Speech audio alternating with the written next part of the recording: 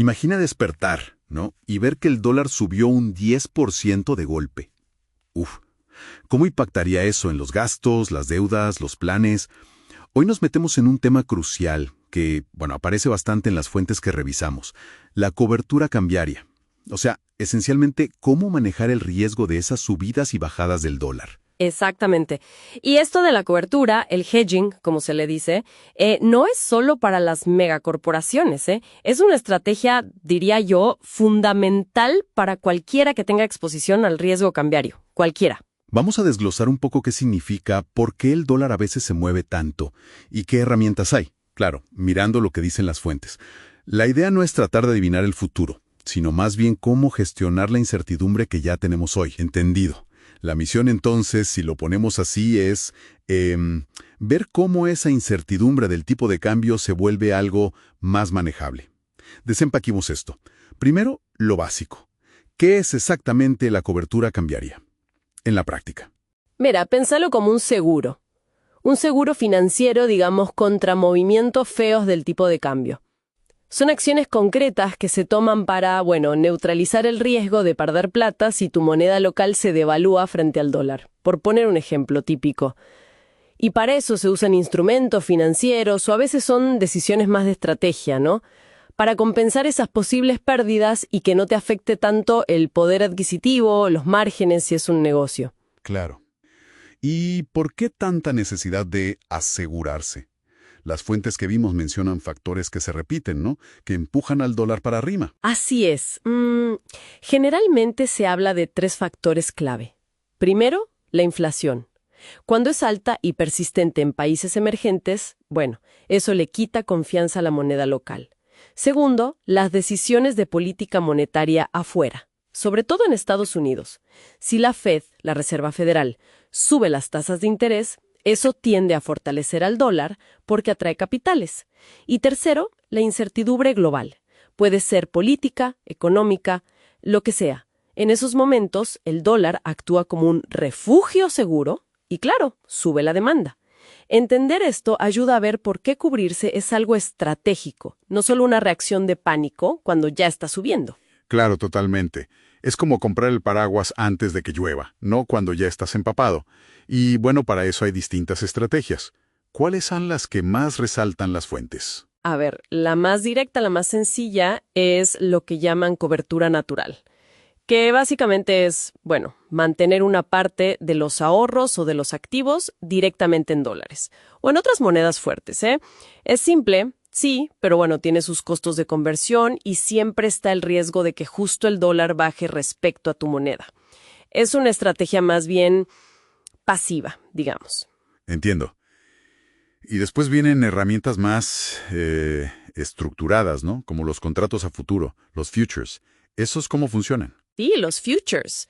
Esos ya son acuerdos más formales, estandarizados.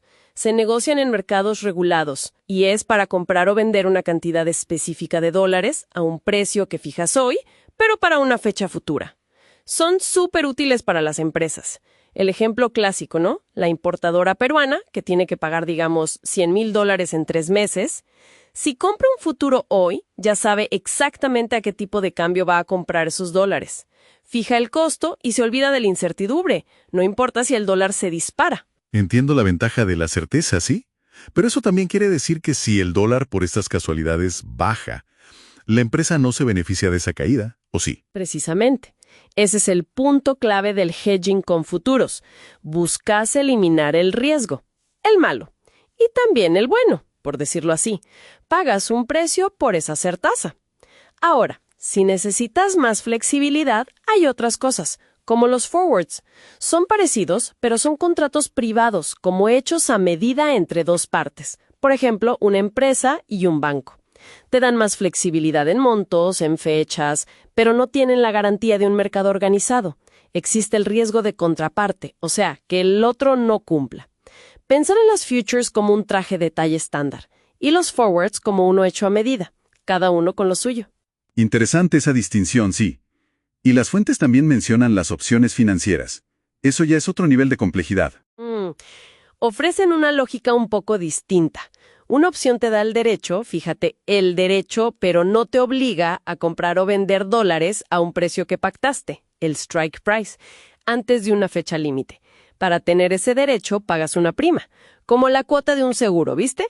Lo bueno acá es que si el tipo de cambio se mueve a tu favor, puedes simplemente no ejercer la opción y aprovechar el precio del mercado. Y si se mueve en contra, ejerces la opción y estás protegido a partir de ese precio pactado. O sea, pagas por tener flexibilidad y por mantener la chance de ganar si el mercado te ayuda. Clarísimo. Y por último, se habla bastante de inversiones dolarizadas. ¿Eso es cobertura o es más bien inversión? Es un poco de las dos cosas, un híbrido. Invertir en activos que están en dólares o que, digamos, se benefician si el dólar sube, no sé, bonos del Tesoro de Estados Unidos, algunos ETFs, acciones de empresas de allá. Eso alinea tus inversiones con un dólar fuerte. Entonces combinas un potencial de rendimiento con una forma de cobertura más indirecta, si querés. Pero claro, también te metes en el riesgo propio de esas inversiones. No es una cobertura pura como un futuro o una opción, ¿se entiende? Perfecto. Entonces el abanico es amplio, ¿eh? Desde lo más simple como guardar dólares hasta usar derivados que ya son más sofisticados o invertir pensando en el dólar. Correcto. Y lo que es crucial, me parece, es que no hay una receta única para todo el mundo.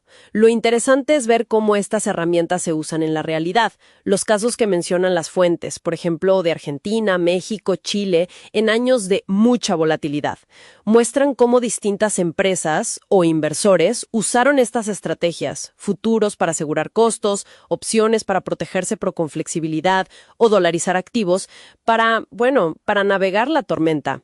No es que eliminaron la volatilidad, nadie puede hacer eso, pero sí manejaron mejor el impacto en sus finanzas. Entonces, resumiendo un poco, ¿qué significa todo esto al final del día? Que entender y usar la cobertura cambiaria es una forma activa de cuidar la salud financiera, sobre todo en un mundo tan conectado, donde lo que pasa con el dólar, la verdad, nos afecta a casi todos, de una forma u otra. La clave es seguir un proceso, diría yo. Primero, ser honestos y evaluar bien cuál es la exposición real al riesgo cambiario que uno tiene. Segundo, tener objetivos claros.